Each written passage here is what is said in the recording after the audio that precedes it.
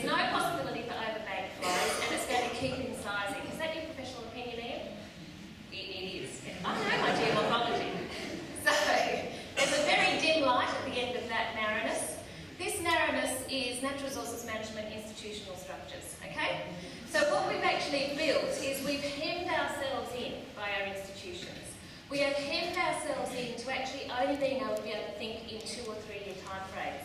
The last time I spoke to a researcher who could talk about a 20 or 30 year project was about 15 years ago, when we were on the riparian program and we had 7 or 8 years worth of funding.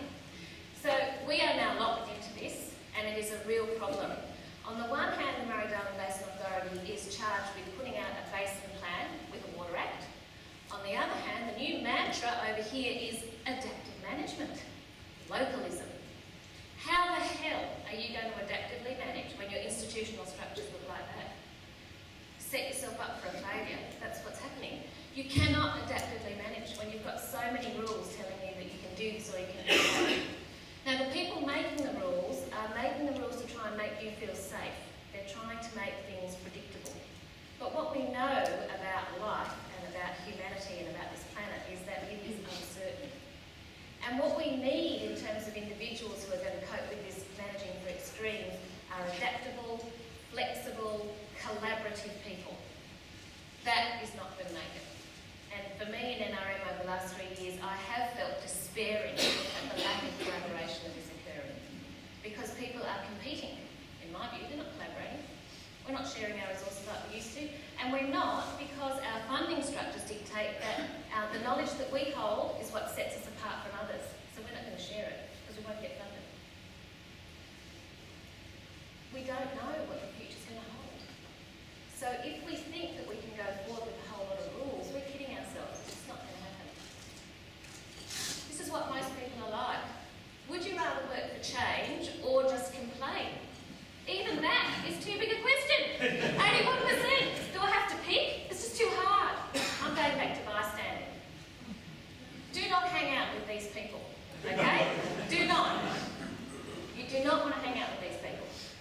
This is the person you want to hang out with, okay? She's ready to go. This person is resilient, okay? We've heard a lot about resilience. And, you know, I don't want to go to a resilience workshop. I've seen the ends of a few of them and they're incredibly boring because it's not being made sexy and fun. But resilience, in actual fact, when you look at the sociological literature, it's fantastic because it's all about what is it that makes some people able to cope? What is it? And what do you think it is? Is it money? No, it's not money. It's one emotion, hope. If you lose hope, then you have totally lost. You're not going to go anywhere. It leaks back into despair and the fear and that whole loop continuum of things are so grim and I can't get out. Hope is the single most important thing that we need to be giving back into the Murray-Darling Basin. Hope. Hope that we can actually do better, that we can get a result, that we can work together. And you might well be going, oh, this is all so sociology, handy-pandy, fluffy-wuffy. I can give you a whole set of papers that show this to be true. Once you have lost hope, you do not have a resilient community.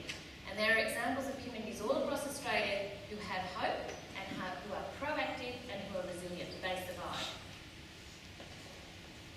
These people are the ones that we should be working with. So often we go and hang out with the blues. They're sad people. They're just not getting there. It's all right, Ian, I'm not looking at you. So they're sad people, okay?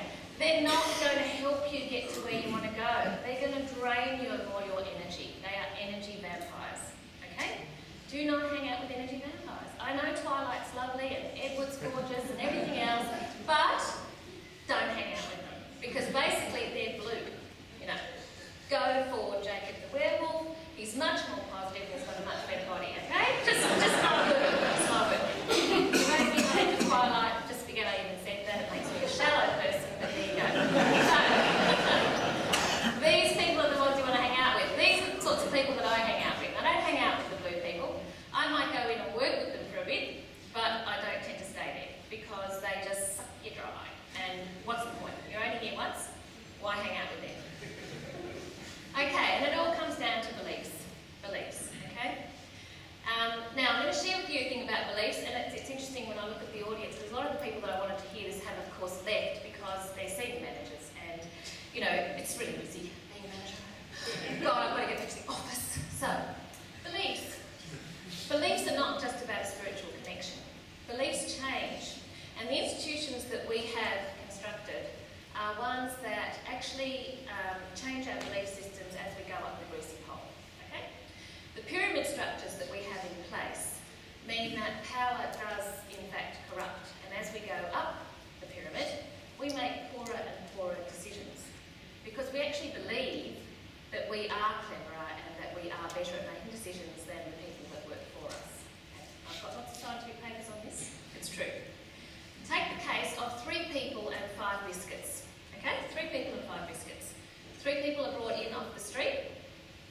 2 chairs, 1, 2, and 1 chair here. You, Peter, are an examiner, and you sit in this chair here. Laurie, you are reading a piece of poetry, and Peter is going to examine you on that. And Wayne, you're reading out a piece of poetry, and Peter is going to examine you on it. Okay? 5 biscuits. Each of you take a biscuit. The key thing about this experiment is who takes the 4th biscuit. The 5th biscuit is a non-issue because there's always that, oh no, you have it, blah, blah, blah. The 4th biscuit is the key. Who takes it? Who do you think takes it? The examiner. Every time. The examiner will reach forward, take the biscuit. They'll take the biscuit and they'll go, oh. There'll be a swagger. There'll be a pelvic thrust. The whole thing, you start to walk differently. You think differently. This person was on the street a minute ago, yet they took the 4th biscuit. And these experiments are done over and over again. It's not culturally different. If you put any culture, you ascribe someone some power and authority and they start to behave differently.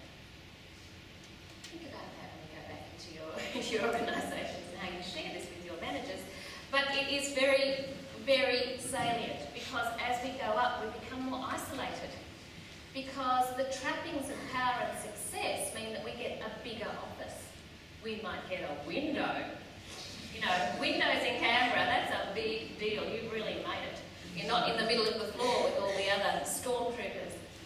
You might have your own car space. You don't have to walk as far. You're always at the front of the plane.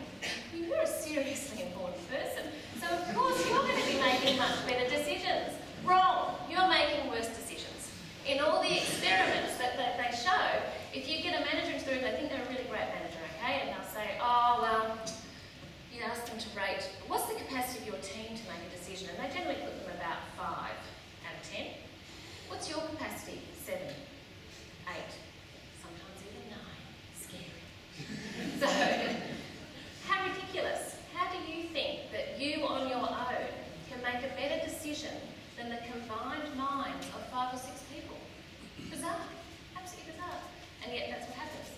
So when we are trying to go in and give our good positive story with the killer facts, we actually need to go bypass in fact the hierarchy, because that's a whole lot of stuff goes on in there. This is what Peter Cullen did so well, straight to the top. Straight to the top. Didn't give a shit about all the trappings. Went straight to the minister. That's where we should be heading, I believe. Because this pyramid structure does not assist us to get there, because knowledge is power. We have a few scientists in this country who do have the ear of politicians. Are they sharing? No way. They are not sharing. We're getting more and more territorial, and we are not sharing our contacts and our networks because that means we're less likely to get funding. So beliefs are incredibly important. So when I next advertise my course about leadership and advice handling, please come along or send your managers. You can talk to Ian Prosser actually, because Ian was part of the course that we did at Sara, which I think they found quite enlightening, didn't they? Yeah, they did. So,